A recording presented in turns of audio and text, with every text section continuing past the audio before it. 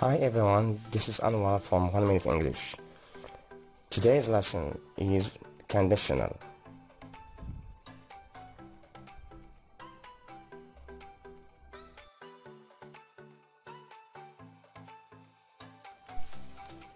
Conditional type 0. We use the zero conditional to talk about permanent truths such as scientific facts and general habits. The structure is if plus present simple, present simple. Example: if you heat water to 100%, it boils. Conditional type 1. We use conditional type 1 to talk about realistic situation in present or future. The structure is if plus present simple, will plus infinitive. For example, if you are free later, we will go for a walk. Be careful. If you touch this wire, you will get. Conditional type 2.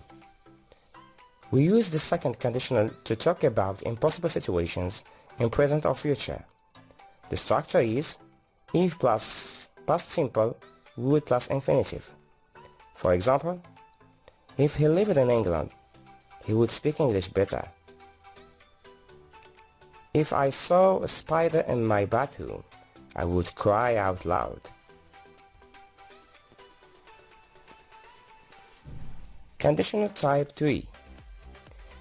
We use the third conditional to talk about impossible situations as in the second conditional in past. We often use the third conditional to describe regrets. The structure is if plus past perfect, would have plus past participle. Example: if I had known about the dinner, I would have come earlier.